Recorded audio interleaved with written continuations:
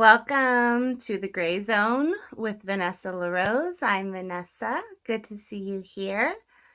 There is, you guys, so much going on in the world of SPTV. I have been trying to just focus on positive things lately because my mental health was suffering before all that started. So I'm just going to stay away from all that. If you don't even know what I'm talking about, then you don't know what I'm talking about. But I thought today a good topic would be stress.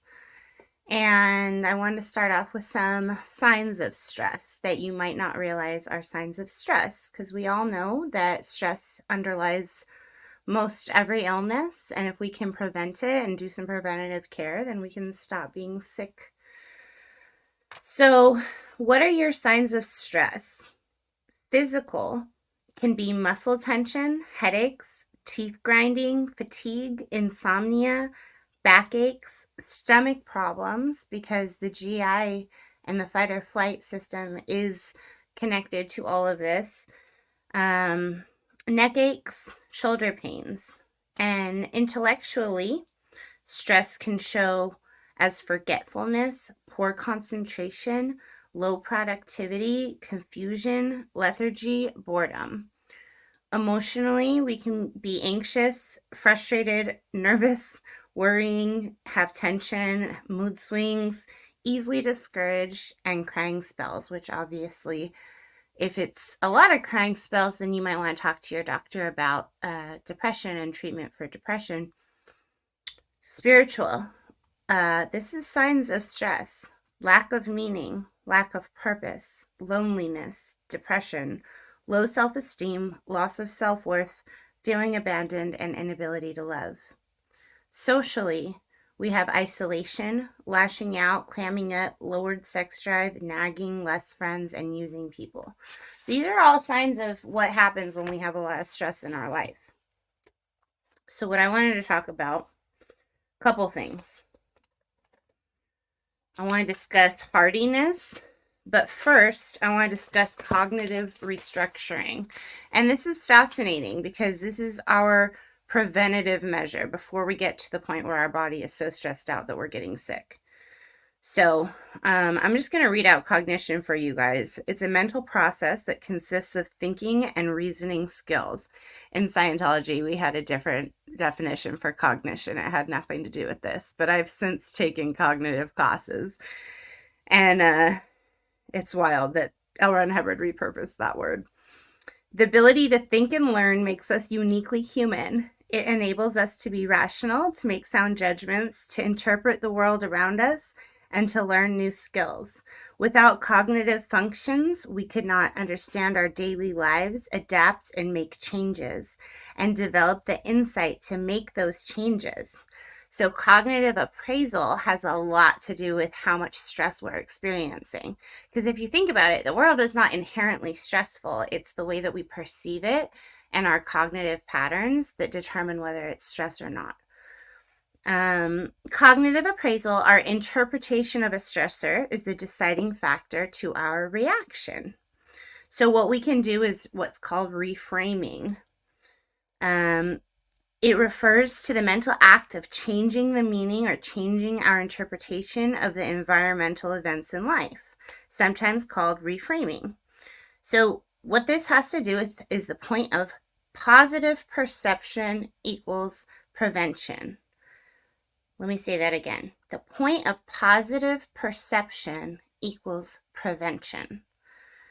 Glass half full, glass half empty kind of stuff, right? How we're looking at this world. The source of excess stress is cognitive distortion, in which interpretations become distorted and magnified out of proportion to their seriousness. Cognitive restructuring involves first awareness and then correction of these distorted, mistaken thoughts. So when we were in the cult, all we had was cognitive distortions all the time. And anybody who's come out who's a victim of Scientology or any other cult or high control organization has had to deal with cognitive distortions and having to figure out what is real life and what is not. And what did Scientology teach me and what is not, right? So now I want to talk about the POPP formula for prevention. So the author states, over years, I've taught stress management workshops, large corporations, and small churches. I developed the POPP formula for stress prevention to help participants in this workshop remember this critical concept. POPP is an acronym for Point of Positive Prevention. Point of Positive Perception, Let this idea, POPP, sink into your mind every time you find yourself in a potential stressful situation. Here's the formula. There is an actual point in time when your thoughts activate the stress response. You can choose a positive thought to respond to the events in your environment. The positive perception will stop the stress response from activating. You've prevented unhealthy and unproductive stress. There's power to the simplicity of the formula. So we're talking about preventing stress. So maybe something that's inherently stressful comes up. You have to move. Moving is stressful. You're going to a new state. You don't know anybody. At that point of perception, if you can actively restructure your thought and actually reframe it to, I'm going to a new city and I have all of these wonderful new adventures ahead of me. I have all of these nice people to meet and I'm so excited, then we're actually never going into that fight or flight that we might have gone into otherwise. I think that's a really cool trick to keep in mind. And the last thing I'm going to talk about, actually I'm going to talk about fear of failure and then hardiness. So, and thank you guys. Every time I come on, I seem to get some donations onto the GoFundMe, and it's really been helpful. And I've also just gotten so many nice, kind words. You can find my email address on here easily. I'm definitely going through a lot in my life right now due to fair game, so any support helps. I have an Amazon wish list and all this stuff. It brightens my day, you guys. I got something off the wish list yesterday, and it made me so happy. Okay, so Walt Disney, this has to do with Walt Disney and fear of failure. So in his 20s, he was fired from a Missouri newspaper for not being creative enough. He found his first animation studio, Laugh-O-Gram, in Kansas City, Missouri, and it went bankrupt within 2 years. It's only failure that Disney decided to move west. It's only after this failure he decided to move west and pursue his dreams in Hollywood. The rest, as they say, is history. After picking up the pieces from his past failures, he had founded the Disney Brothers Cartoon Studio, which later became Walt Disney Studio in 1923. We know how big Disney is now, right? As Walt Disney said in 1957, all the adversity I've had in my life, all my troubles and obstacles have strengthened me. You may not realize it when it happens, but a kick in the teeth may be the best thing in the world for you. And I know that that's hard to accept because I don't really want to accept a kick in the teeth sometimes. But if it gives us new opportunity, a new way of looking at things, sometimes it's helpful. And it's up to us to judge that stress level, I guess.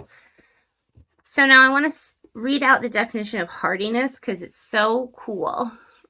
Hardiness is a term used to describe this combination of personality characteristics and includes the traits of commitment, challenge, and control. A hardy individual is someone who views potentially stressful events as interesting and meaningful. So that's the commitment factor. Sees change as healthy and an opportunity for growth. And that's the challenge factor of it. And then perceives oneself as capable of having an influence on events. And that's the control factor of it. So there's commitment, challenge, and control. Individuals strong in commitment believe in the truth and value of who they are and what they do. And I think that's really awesome and important.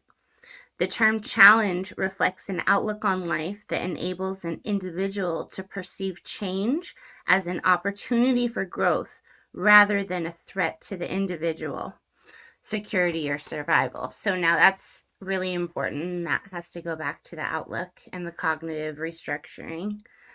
The term control reflects a belief that one can influence the course of life events within reasonable limits.